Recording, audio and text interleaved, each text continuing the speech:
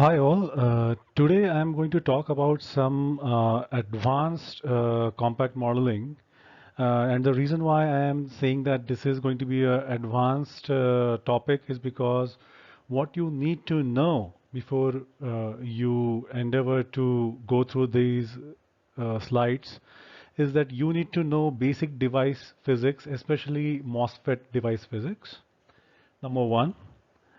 Number two is that you need to be aware of what compact models are, how they are constructed, uh, how piecewise equations are formed, how the model formulation of models is done. At least some basic idea you need to have. And number three is that you also should have at least taken up, these courses on like physical electronics and MOSFET device physics. So if you know these basics, then I think you can continue watching my slides. Uh, Hello. Yeah, and also it will be nice to go through my previous tutorial on advanced circuit simulation and compact modeling. The link to which is given in the description below in this video, and the gist of that tutorial in brief was this following diagram, that essentially what a circuit simulator does is that it solves KCL for all the nodes simultaneously, and while doing so provides nodal voltages to the compact model, and what compact model returns back are nodal currents and the charge. And then you know that the derivative of charge with respect to various voltages will be also the capacitances of the model. So essentially what the during the simulation what model does is that it constantly relays out the information about the corresponding current and charge relationship with respect to the input voltages.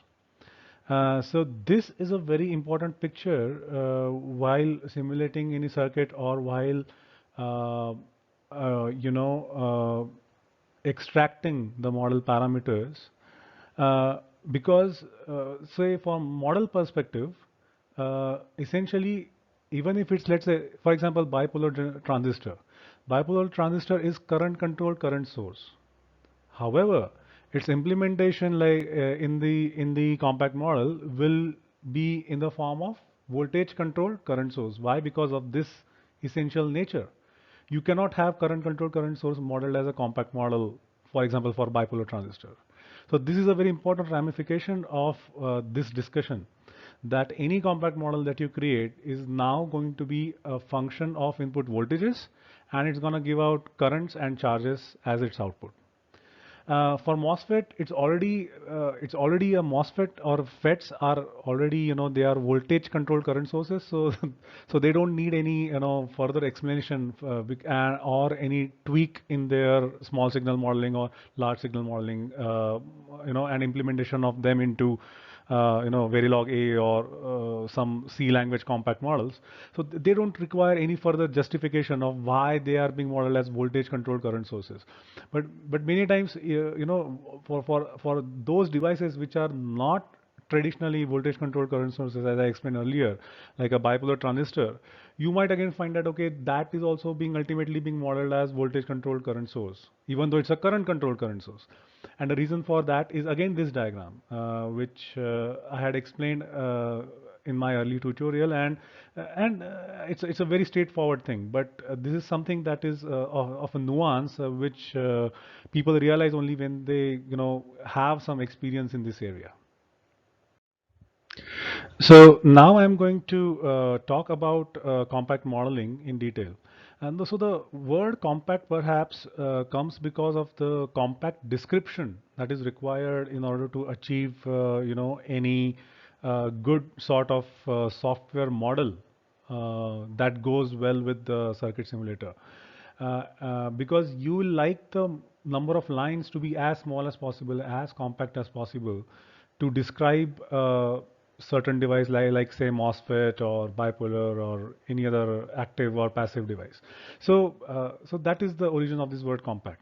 Now for MOSFET, for example, there are different compact models like BSIM 3, 4, BSIM 6, PSP. So BSIM 3, 4, BSIM 6 are hold on. So BSIM 3, 4 are threshold voltage based models. BSIM 6 is a charge based formulation, and PSP is a surface potential based formulation. So, and every model has got its own advantage or disadvantage. PSP is generally used for RF applications, wherein you need the derivative, third order derivative, fourth order derivative to be very good and continuous and all that stuff. However, since BSIM 3.4 uses piecewise approximation, and that's why they are used more on the kind of baseband applications, or let's say purely analog or digital kind of applications. BSIM 6 is kind of a tries to strike a middle ground, but again, it is compared to PSP. PSP is favorite for especially RF engineers. Uh, about HEMT compact models, you have ASM GaN and MVSG as two contenders. So I belong to the group of ASM GaN. So I have done my PhD on this, the application of this model to power electronics domain. And yeah, so that is that. Bipolar compact models are also there, and one is for one example is Gamelpoon, another is I don't remember its name, but yeah, there are different formulations for bipolar compact models too. Diode compact models, yes, there are level 1, level 2, level 3, both in SPICE and Spectre simulators, which are the main simulators you use in industry. And so level 1 that they say is basically geometry independent model.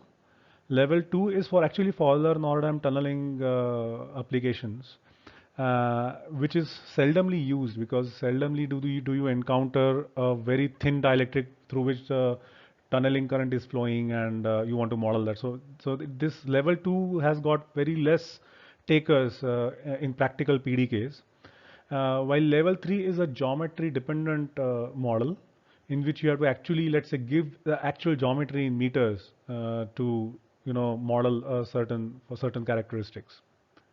So that is that diode. And then passive compact models, yeah, you have both generic and sub-circuit based models.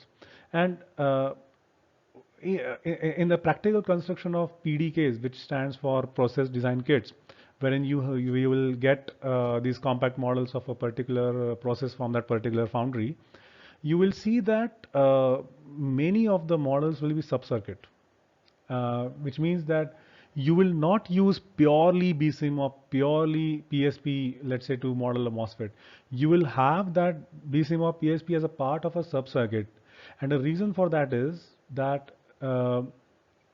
you want to, for example, for in a typical device cross section, you will have so many other parasitics in that cross section, and in order to simulate correct breakdown voltage behavior, for example, you will need to include, for example, the breakdown voltage of those parasitic diodes, for example, that might be there in the cross section, or the breakdown voltage of the particular bipolar, which might be there in the cross section of the MOSFET.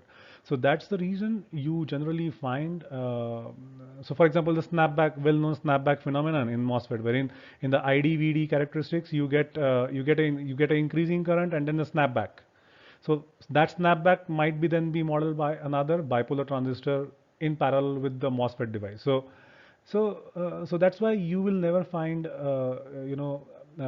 purely like purely BSIM or purely PSP models being used in PDKs. You will generally find sub-circuit models which model the detailed behavior of the cross section of the device. Now, before I proceed further, I would also like to mention specially about the characterization. Why? Because before even you start modeling a device, you need to also strategize about what measurements, that is, what kind of measurements you are going to perform, based on how much time you have. For example, if you have 1 month of time to model a device, let's say MOSFET device, you can measure its IV, CV, S parameters, 1/f noise and all that stuff. But let's say if you have 10 days to model a device, then your choices probably will be restricted to simple IV and CV.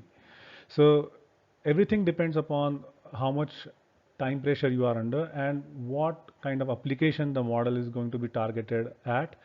That is what kind of circuit designers are going to use that model, and uh, and finally also the very much like a targeted application. And so for example, if it's an analog designer, what will be the specific requirement of the circuit that he or she is going to simulate. For example, GM by ID ratio might be important for certain application, while noise figure or noise measurement might be very important for some other kind of application. So it's all not only the type of circuit designer, but also the type of circuit that designer is going to design.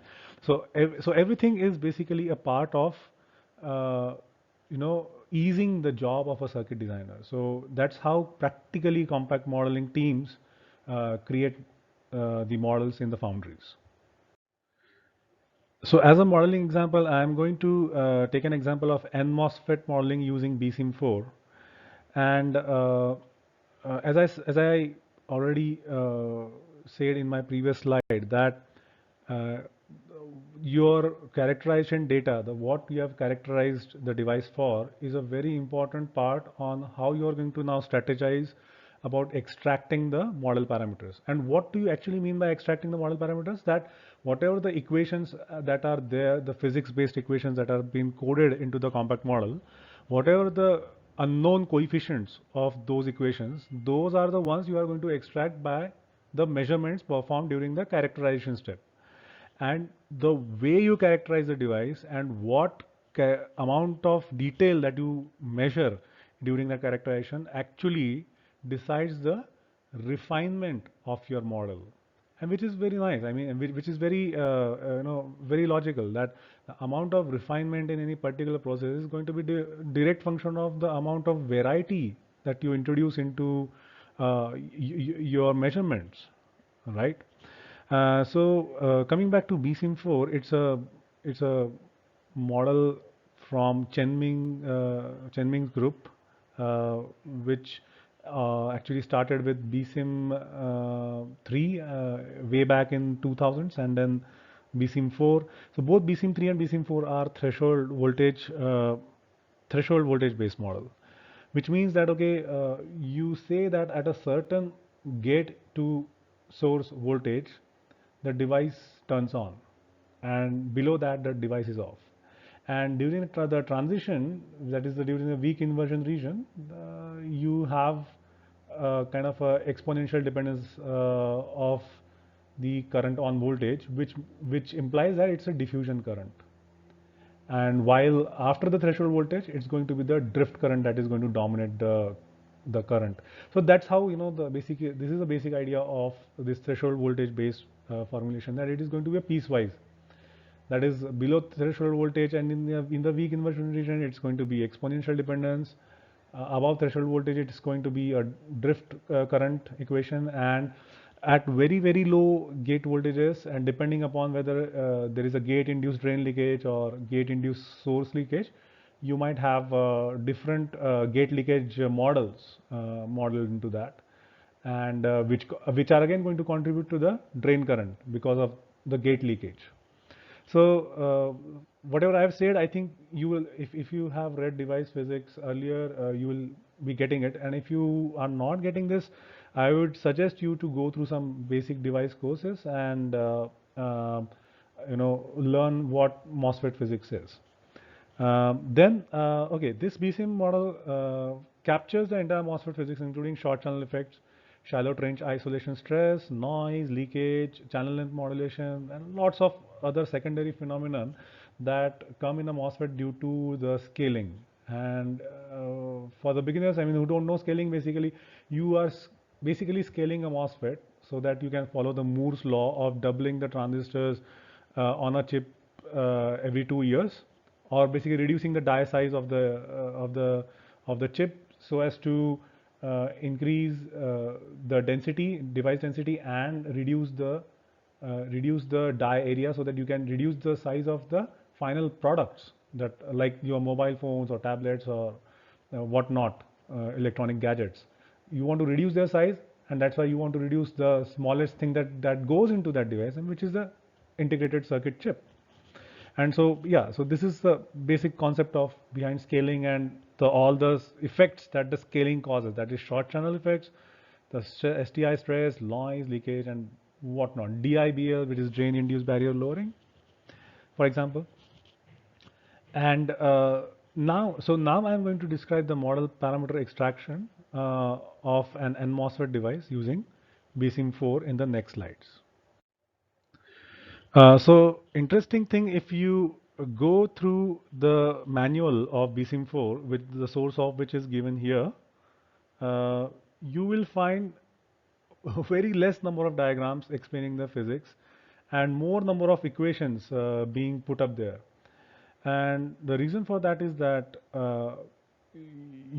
what the brilliance of BSIM is that they have modeled lots and lots of phenomena that were discovered after the advent of integrated circuit industry in 70s and 80s. They have incorporated that almost 20-30 years of entire research into a single model, and whatever the and they have woven, so to speak, they have woven all those phenomena, they have stitched them into a single model, so to speak. So you can say that BSIM is a phenomenological model which stitches various phenomena discovered throughout the 20-30 years of research in that went into silicon and they have tried to incorporate everything into a single model, and that's why you will find so many equations based on which various research groups have derived, explaining the physics of MOSFET physics or different areas of MOSFET physics. So this is the cross section that BSIM manual refers to, BSIM4 manual refers to. Why is this cross section important, by the way? It's because that if in a practical process, for example, if this is not the exact cross section of your device, which means, let's say you have this P well here, let's say N plus N source, N plus drain, you have gate, you have polysilicon, you have gate oxide, you have polysilicon here, and then you suppose you have some other, let's say buried oxide. For example, in SOI devices, you will have a buried oxide here. Suppose then you want to, let's say, model a SOI device using BSIM4 and not BSIM SOI, for example. Then in that case, you will have to then add the effects that the buried oxide is going to introduce. For example, let's say the oxide capacitance between this, then the bulk, the local bulk, and the back substrate, for example. However, this example is really not a good example, because nobody will use, generally speaking, BSIM4 for a SOI device. There is another BSIM version called BSIM SOI, especially for that. Another example, let's say, okay, that will explain my point in detail, is that suppose you have another N-type epi layer here, and then the global P-type substrate downstairs. So then you have P and P transistor here. There is a PN diode here, N2P diode here. So in such a cross section, obviously you will have to add extra components, and you will no longer be able to use pure BSIM model to model this device. You will need to have a sub-circuit model, as I already explained some few slides before. Okay, so suppose that this is your cross section, then this diagram depicts your first of all the terminals, the gate, source, and drain of the device. The TOX, the TOX is here, sorry, and this is the polysilicon gate with the doping of N gate. The substrate doping is N sub, and here I am giving you some equations which are very important from what I'm going to describe in the next slide, that is the model parameter extraction. So from the electrostatics, you can easily actually prove that the threshold voltage is the flat band voltage plus the surface potential plus function of the VBS, the back bias. And this is a very standard equation that comes from the device physics. And however, what BSIM does is that it takes it models all of this in terms of some VTH0, which will be basically the long channel threshold voltage, because the long channel threshold voltage will contain the flat band, will contain the psi-s of 2 phi b. So VTH0 is basically VFB plus psi-s, and psi-s is 2 phi b, right? So VTH0 is these two terms together. And then the VBS dependence, they incorporate it in a different manner, which is K1 times square root of phi s minus psi-s minus VBS minus square root of psi-s. I am saying this psi, actually they are saying this phi. So phi and psi are interchangeable, by the way. Minus K2 times VBS, where psi-s is or phi-s is 0.4 plus KT by Q ln of n dep by Ni plus phi n.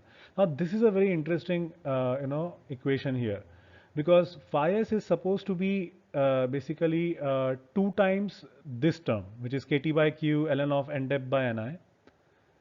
So why they don't take it as 2 KT by Q ln of n dep by Ni is because what they observe especially in fitting the CGG versus VGS characteristics, what the BSIM guys saw, that if you introduce a little bit of tunability into the surface potential at which the threshold voltage VTH0 is defined, if you introduce that by splitting this into 0.4 volt plus KT over Q ln n dep by Ni plus some phi n. So max value of phi n is 0.18 volt. Okay, so if you can use then that phi n to tune the width of the CGG versus VGS characteristics, and that will be not VGS, actually it's a VG.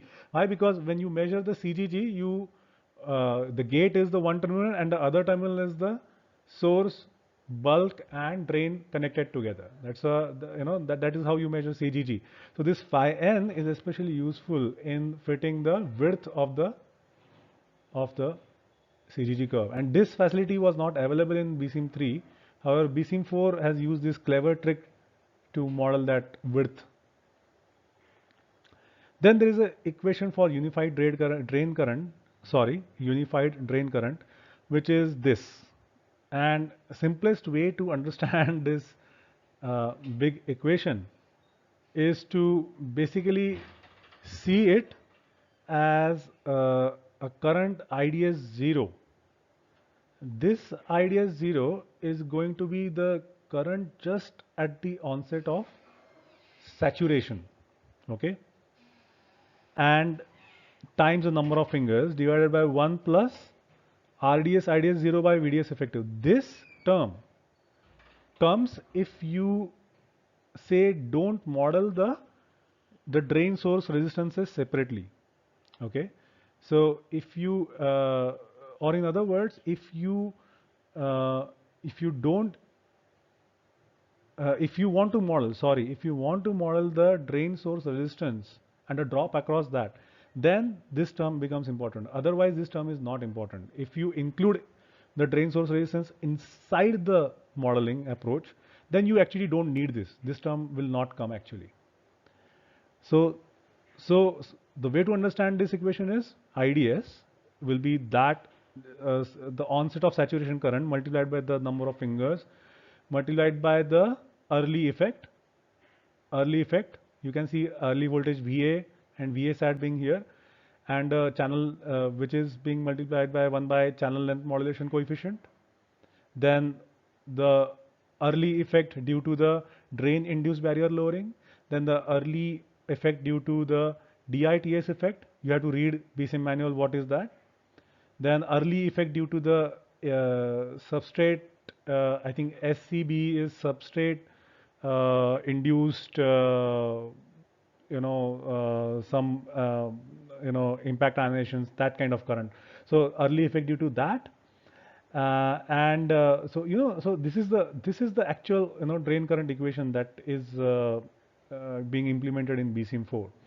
And so now you might ask this question that okay, there is a VA early voltage due to the saturation velocity, early voltage due to T-bill, early voltage due to DITS, early voltage due to this.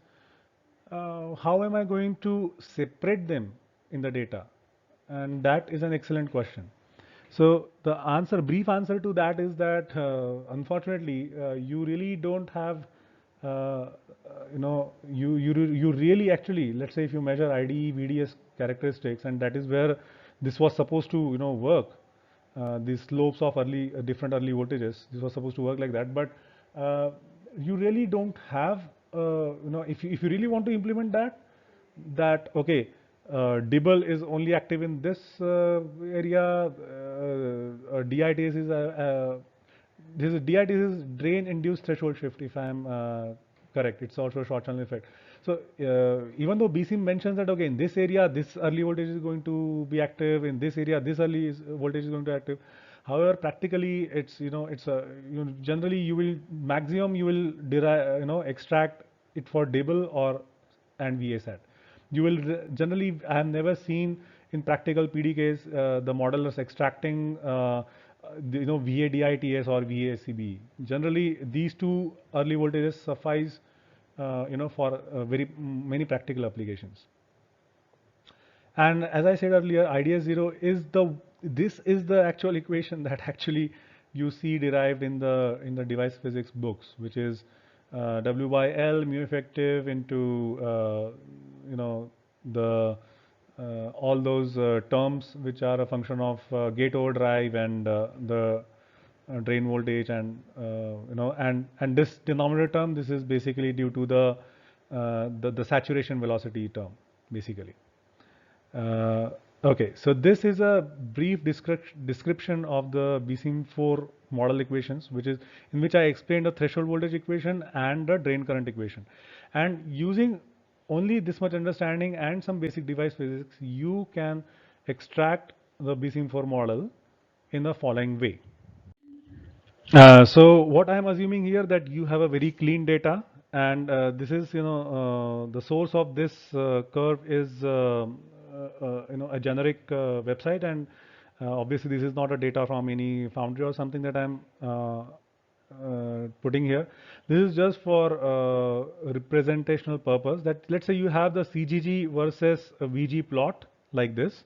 So you will start from the wide long device, you will measure the CGG with VD, VS, VB as one terminal and the other terminal as the gate, right? And on the y-axis you have C divided by Cox, and obviously for very less VG or very high VG, and if you have a low LFCV measurement, you will have C equal to Cox here and here, right? And then as you will increase the, let's say, gate voltage from negative to positive, you will see a fall in the CGG. It will reach a bottom wherein the depletion will be the electrostatics will play its part, and the depletion will reach its max in the channel. And then after this, you will see a formation of the inversion layer, weak inversion layer, and then now here you would have reached a strong inversion layer, and a C will again become equal to Cox because of the screening effect. Why? Because as soon as the inversion layer forms, those inversion charges, they screen the gate electric field, and from the underlying depletion charges present in the channel or in the bulk, and then you again get back your Cox. Okay.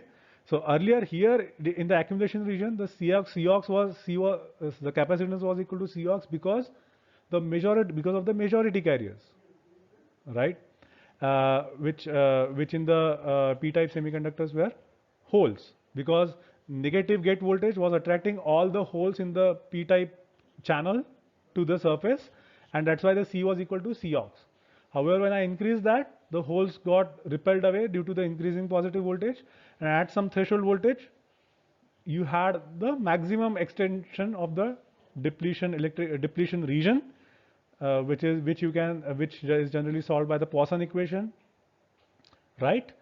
To get the maximum depletion, and then after you pass that, slowly the inversion charge builds up, and you get the Cox back due to the screening effect. So this is the basic operation of a MOSFET. Nothing special about it. And however, if you measure the same characteristics, CV characteristics for high frequency, you will have a you will not get C equal to Cox back for a high gate voltage even after threshold voltage. Why? Because for a high frequency CV, the charges, the inversion charges, which are minority carriers, they won't be able to respond to the high frequency operation, and that's why you will only get the depletion capacitance here, right? And for very high frequency, obviously you will get the deep depletion, because the depletion region will even extend further.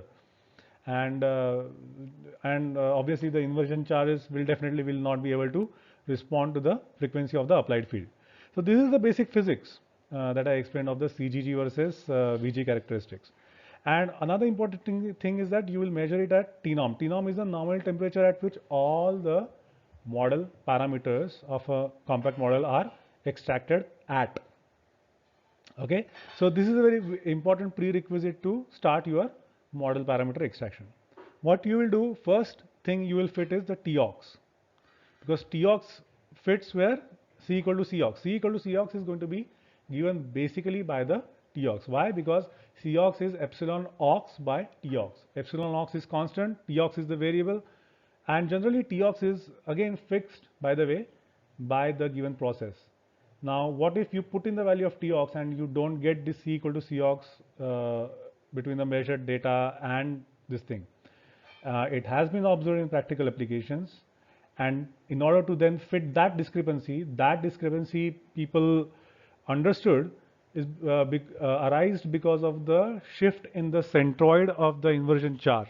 Shift in the centroid of the inversion charge or the accumulation charge away from the SiO2 to Si channel interface. So because of that shift away, the effective capacitance kind of decreased. So you will always find the measured value less than the value that is predicted by epsilon ox by Tox in the measured data, and that's why they introduced a parameter called ACDE, which accounts for the shift in the centroid of the inversion charge. They say the shift in the centroid of the inversion charge, but it is approximately also valid for the shift in the centroid of the accumulation hole charge also. So that's why you can fit this ACD here or here. I mean, it doesn't matter. People fit it in accumulation, but actually it corresponds to, technically speaking, ACD corresponds to here. But there is another thing that happens here, and which is the gate depletion, which means that the gate polysilicon depletes. So gate polysilicon depletion effect, that's why you fit it here.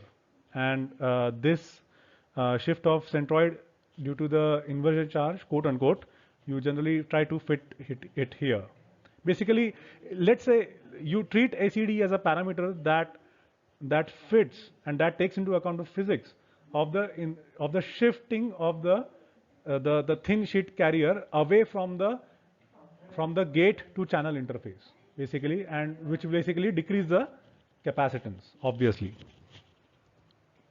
Then the second step is, before you go to second step, you should go to IDVG characteristics of the wide long device, and then fit the K1 parameter, which I explained earlier in the device.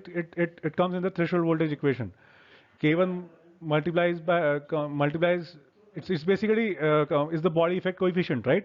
So the K1, you generally first try to do it from the IDVG lin of the wide long device, and K2 from the IDVG lin as a function of VBS of the wide long device. First you do that, and then you come back here to the CGG wide long device, and then retune the K1 here basically, here, the one that I'm showing here. Then obviously this when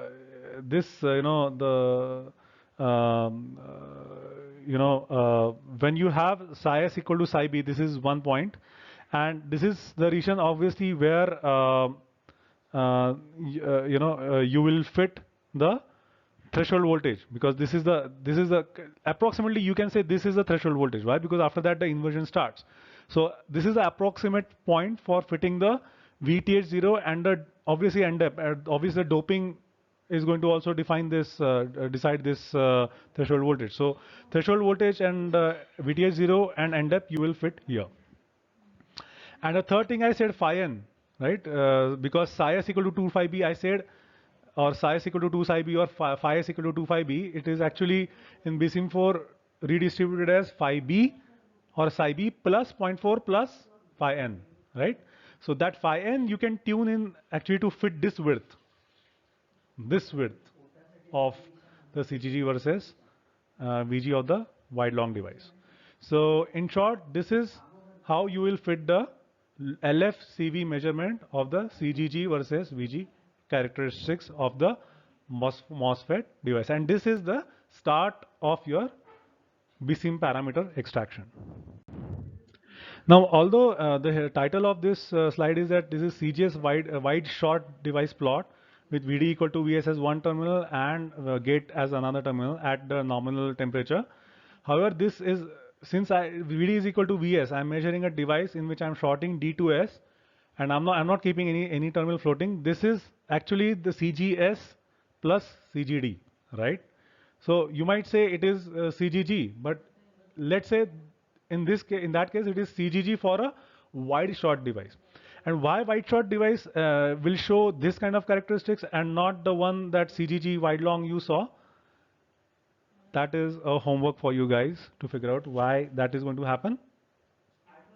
Um, but suffice to say that a wide short device obviously will show the inversion. The device will go to the inversion for the gate voltage greater than the threshold voltage, and to fit that variation in the wide short device due to the overlap capacitance, you have a parameter called DLC, and so you will use DLC, which actually defines the L effective CV of the device. You will fit that here, and the depletion capacitance that you see due to the overlap, basically, that you will fit it here, and the model parameters are CGSO and CGDO, which you will generally keep equal. And this minute variation in the depletion capacitance of the overlap is actually modeled by CGSL, and CGSL will scale this and CGDL will scale this CGDO. So this is how you model the wide short capacitance of the device.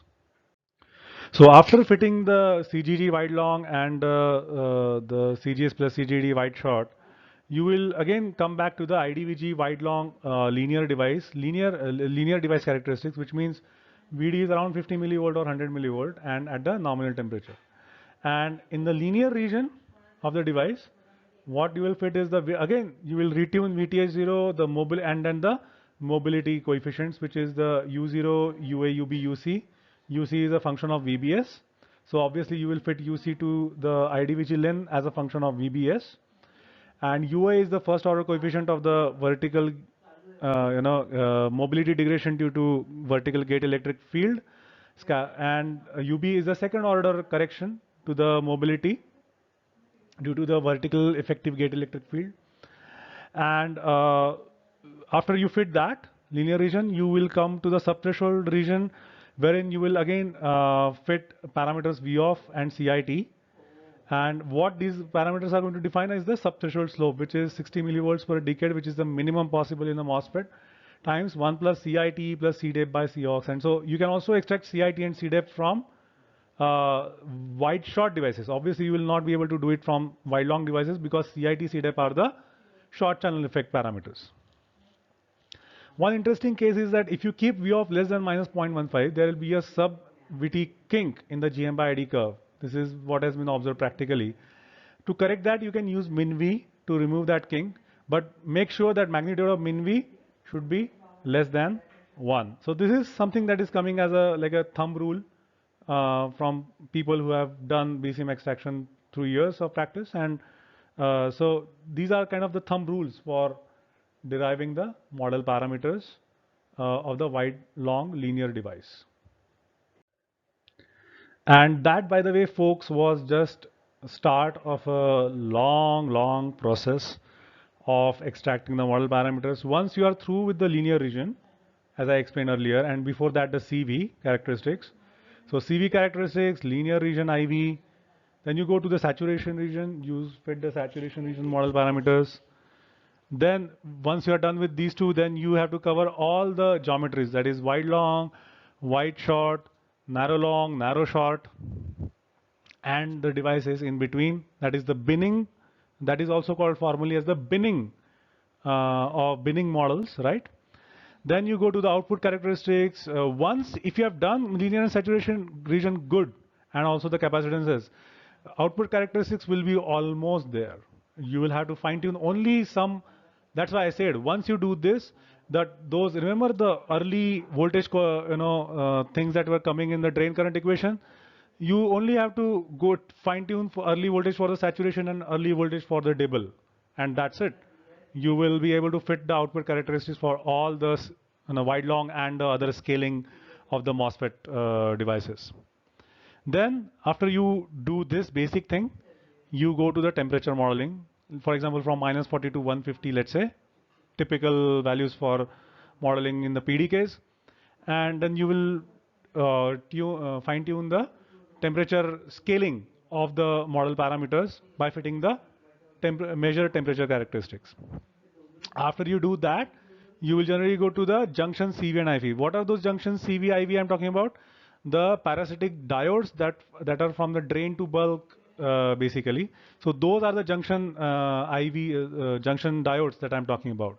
It is drain to substrate and the source to substrate diodes. After you finish them, then you go to, let's say, noise, then 1/f noise, then after that you go to well proximity effect, then you can also go to shallow trench isolation stress effect. And after all of this is done, then finally, basically, people go to the RF, which is the S parameter measurements, where effects of basically the gate resistance, and this gate resistance is something that is the actual ohmic resistance of the polysilicon and the channel reflected non-quasi-static gate resistance at the gate side. That is what you actually model from the S parameters, which actually is another way to model also the non-quasi-static effects present in the device. And the bulk resistances, which basically are going to model the S22 or the GDS, the variation, for especially for the RF devices. So this in total is the flow, and actually each block actually can actually demand a separate tutorial, which I can or I will do if there is a demand for it. However, for now, this is I'm just mentioning them as steps that are actually done in industry to arrive at a final RF model, especially RF model. And if you remove this RF part, then obviously you can use this a model form till this STI step. You can use that for analog or general analog purpose designs and even digital designs. So there is one sorry from my side here, guys, that I explained the model parameter extraction. Maybe you guys were expecting this thing in detail, but I mentioned it was kind of an introduction to model parameter extraction. What I did in those 2-3 slides wherein I explained the model parameter extraction using BSIM4. A detailed explanation, however, is beyond the scope of a tutorial, and if you guys require some specialized help in fitting, let's say, some particular regions, I'll be glad to help you guys out. Finally, in this presentation, I actually want to discuss, I want to digress a bit here, and I want to discuss 7 upcoming problems in the field of devices, simulation, modeling and circuit design. And the first project I think about is I can think about is and these are the, mind you, these are the projects that are going to change future 10 to 20 years of the semiconductor industry. First is integration of GaN-based devices, that is HEMTs, on silicon substrate and complementary operation using GaN devices. Or basically what I'm saying is integration of GaN on silicon with the conventional silicon logic, and a group in MIT I know has already accomplished it, and there are still a lot of challenges, if I remember correctly, in making it commercial and commercially viable technology. However, I think from technology side, this is going to be a big push of integrating the GaN on the along with the conventional silicon-based MOSFETs. A compact model for silicon carbide devices, yes, that is a need of the hour, because parallel to the GaN-based devices in the especially in the power electronics domain, silicon carbide is another upcoming technology, and right now there is no concrete model for silicon carbide, and that's why definitely a model is needed that captures the nuances and the specific physics of that device. Third, an advanced modeling solution for various kinds of packaged power devices, including the core device physics and package parasitics. In fact, this has been one of the major theme of my PhD, in which I created a generic package level model, process and geometry parameter independent ASM version of the ASM GaN compact model. And this is also a very upcoming field. Next is modeling of so-called beyond the Moore devices, which are unique architectures such as negative capacitance FETs, tunnel FETs, FinFETs, carbon nanotube based devices, organic FETs, etc. And different approaches include basically empirical, semi-empirical, and finally the physics-based approaches, which are generally preferred. Why? Because if you have a physics-based model, it is going to be highly scalable and independent of the foundry to foundry variation in the process recipes and POR, that is process on recipe basically.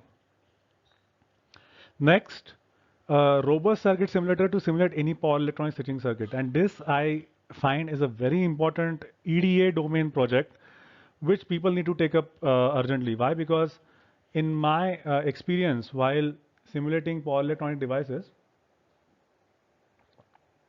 that is the power electronic models, because of the high dV by dt and high di by dt experienced during switching, many times those circuit simulators I have seen in the transient simulation, they just go berserk. Their nodal voltage predictions, as I already explained, that in the circuit simulator basically solves KCL. So I found during practical, practically simulating, when I was practical simulating, for example, ASM GaN with field plates modeled inside that model, some internal nodes, during the switching, they will just shoot to infinity. The voltage predictions by this by a simulator will just shoot to infinity, and so that's why you really need some clever mathematical tricks, more mathematical tricks to solve those problems, especially for simulating the various power electronic circuits.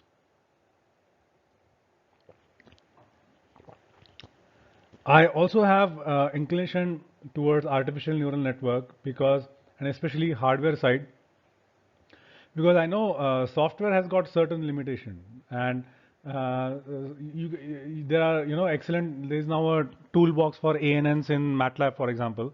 However, ANN using novel circuit architectures and novel devices is a very important thing, and also the corresponding firmware design that will support the AI at the hardware level, because AI at software level is going to be actually, let's say, in a certain way, be limited by the hardware, the sophistication of the hardware there underlying. However, if your hardware is intelligent, then you can have even more intelligent firmware or the software running that. And so I believe that ANN based novel circuit architectures, or certain using certain devices such as NCFETs into ANN is going to be a push, further push, especially in defense and aerospace industry.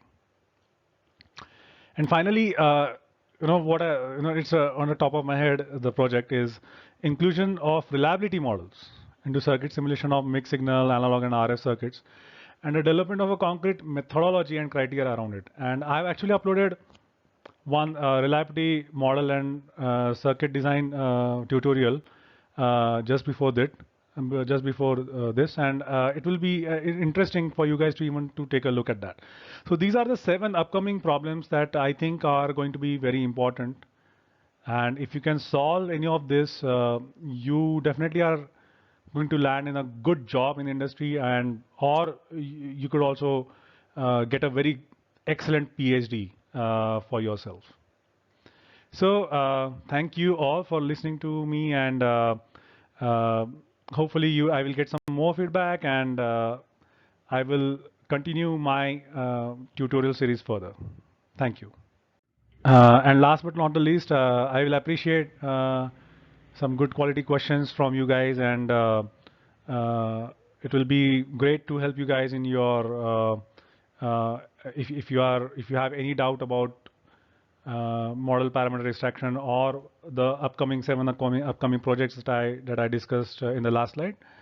And thank you for listening to me. Have a great day. Bye.